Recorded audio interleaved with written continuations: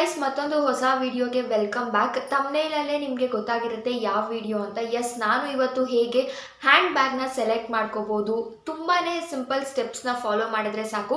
ಒಂದು ಒಳ್ಳೆ ಹ್ಯಾಂಡ್ ಬ್ಯಾಗ್ನ ತೊಗೊಳ್ಳೋವಾಗ ಈ ಸ್ಟೆಪ್ಸ್ನ ನೀವು ಮೈಂಡಲ್ಲಿ ಇಟ್ಕೊಂಡ್ರೆ ಖಂಡಿತವಾಗ್ಲೂ ಒಂದು ಒಳ್ಳೆ ಹ್ಯಾಂಡ್ ಬ್ಯಾಗ್ನ ನೀವು ಕೂಡ ಸೆಲೆಕ್ಟ್ ಮಾಡ್ಕೊಳ್ತೀರಾ.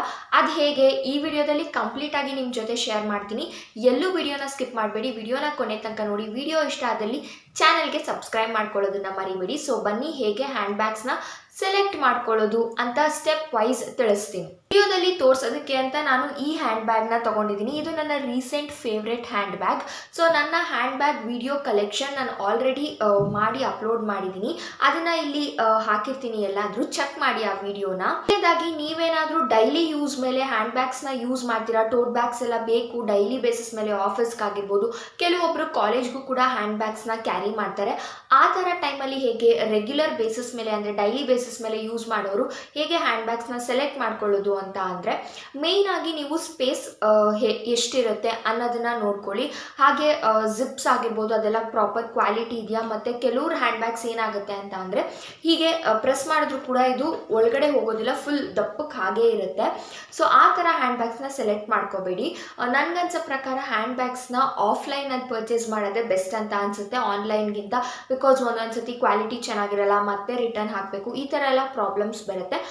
ಆಫ್ಲೈನಲ್ಲಿ ಪರ್ಚೇಸ್ ಮಾಡೋದು ಬೆಸ್ಟ್. ಡೈಲಿ ಬೇಸಿಸ್ ಮೇಲೆ ಯೂಸ್ ಮಾಡೋದಕ್ಕೆ ನೀವು ಸ್ಪೇಸ್ ಎಲ್ಲ ಹೇಗಿದೆ, ಬಿಕಾಸ್ ಕೆಲವರು ಲ್ಯಾಪ್ಟಾಪ್ಸ್ನ ಕ್ಯಾರಿ ಮಾಡ್ತಾರೆ ಹ್ಯಾಂಡ್ ಬ್ಯಾಗಲ್ಲೇ. ಆ ಥರ ಎಲ್ಲನೂ ನೀವು ಸ್ಪೇಸ್ನ ನೋಡಿಕೊಂಡು ಡೈಲಿ ಬೇಸಿಸ್ ಮೇಲೆ ಯೂಸ್ ಮಾಡಬೇಕು ಅಂತಂದರೆ ಆ ಥರ ಸೆಲೆಕ್ಟ್ ಮಾಡ್ಕೋಬೋದು.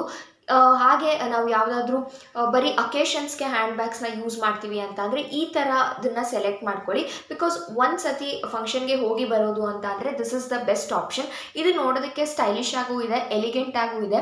ಹಾಗೆ ಕಲರ್ ಆಪ್ಷನ್ಸ್ ಯಾವಾಗಲೂ ಅಷ್ಟೇ, ನಾನು ಎಷ್ಟೊಂದು ಜನನ ನೋಡಿದ್ದೀನಿ ಹ್ಯಾಂಡ್ ಬ್ಯಾಗ್ಸ್ನ ತೊಗೋಬೇಕಾದ್ರೆ ಬ್ಲ್ಯಾಕ್, ರೆಡ್ ಅಥವಾ ಮರೂನ್ ಕಲರ್ ಅಥವಾ ಬ್ಲೂ ಈ ಥರ ಕಲರ್ಸಲ್ಲಿ ತೊಗೊಳ್ತಾರೆ. ನಾನು ಏನು ಹೇಳ್ತೀನಿ ಅಂತ ಅಂದರೆ, ಬ್ಲ್ಯಾಕ್ ಒಂಥರ statement colour, I agree with that.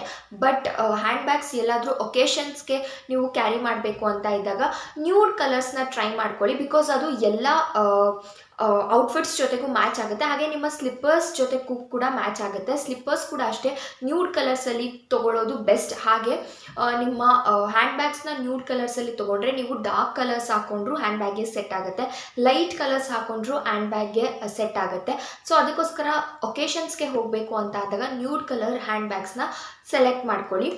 ನಿಮಗೆ ಒಕೇಶನ್ಸ್ಗೆ ಹೋದಾಗ ಈ ಥರ ಕೆಲವರು ಇಟ್ಕೊಳ್ಳೋದಕ್ಕೆ ಇಷ್ಟಪಡ್ತಾರೆ, ಅಥವಾ ಈ ಥರ ಕೆಲವರು ವೇರ್ ಮಾಡೋದಕ್ಕೆ ಇಷ್ಟಪಡ್ತಾರೆ. ನಾನು ಏನು ಹೇಳ್ತೀನಿ ಅಂತ ಅಂದರೆ, ಇದನ್ನು ರಿಮೂವ್ ಮಾಡುವಂಥ ಆಪ್ಷನ್ ಇರುತ್ತೆ, ಆ ಥರ ಹ್ಯಾಂಡ್ ಬ್ಯಾಗ್ಸ್ನ ಸೆಲೆಕ್ಟ್ ಮಾಡ್ಕೊಳ್ಳಿ. ನಾನು ಏನು ಮಿಸ್ಟೇಕ್ ಮಾಡಿದ್ದೀನಿ ಅಂತ ಅಂದರೆ, ಇದು ರಿಮೂವ್ ಮಾಡೋದಕ್ಕೆ ಆಗಲ್ಲ, ಇದು ಅಟ್ಯಾಚ್ಡ್. ಕೆಲವ್ರದ್ದು ರಿಮೂವ್ ಮಾಡೋದಕ್ಕೆ ಇಲ್ಲಿ ಲಾಕ್ ಸಿಸ್ಟಮ್ ಥರ ಬರುತ್ತೆ. ಆ ಥರದ್ದು ಸೆಲೆಕ್ಟ್ ಮಾಡಿಕೊಂಡಾಗ ಒಂದೇ ಥರ ಕ್ಯಾರಿ ಮಾಡೋಕ್ಕೆ ಬೋರ್ ಆದಾಗ ಆ ಥರನೂ ಕೂಡ ಅಂದರೆ ಸ್ಲಿಂಗ್ ಬ್ಯಾಗ್ ಆಗಿ ಕೂಡ ನೀವು ಅದನ್ನು ವೇರ್ ಮಾಡ್ಬೋದು. ಬಟ್ ನಮಗೆ ಫಂಕ್ಷನ್ಸ್ಗೆ ಆ ಥರ ಇಷ್ಟ ಆಗಲ್ಲ, ಈ ಥರದ್ದೇ ಇಷ್ಟ ಆಗುತ್ತೆ ಅಂತ ಅಂದರೆ ಡೆಫಿನೆಟ್ ಆಗಿ ಇಷ್ಟನ್ನೇ ಕ್ಯಾರಿ ಮಾಡಿದ್ರು ಕೂಡ ತುಂಬಾ ಚೆನ್ನಾಗಿರುತ್ತೆ.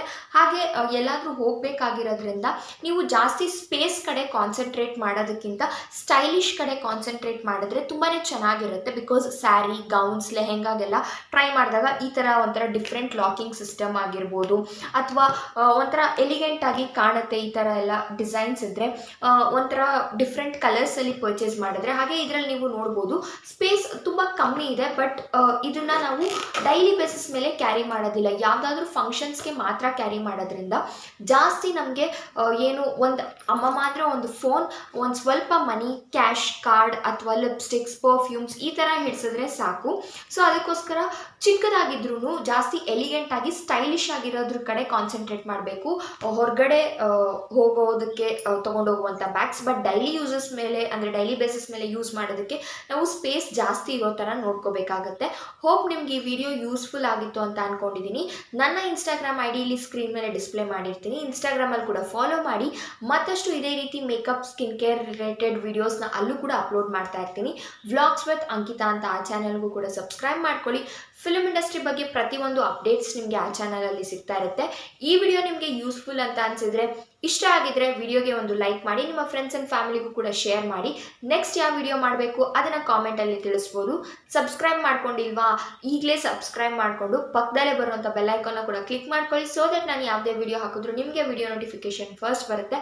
ಮತ್ತೊಂದು ವಿಡಿಯೋ ಜೊತೆ ನಾನು ನಿಮ್ಮ ಮುಂದೆ ಬರ್ತೀನಿ. ಅಲ್ಲಿವರೆಗೂ ನೀವು ನನ್ನ ಚಾನಲಲ್ಲಿರೋ ಎಲ್ಲ ವಿಡಿಯೋಸ್ನು ನೋಡಿ ಸಪೋರ್ಟ್ ಮಾಡ್ತಾ ಇರಿ ಅಂತ ಹೇಳ್ತಾ thank you for watching. Bye.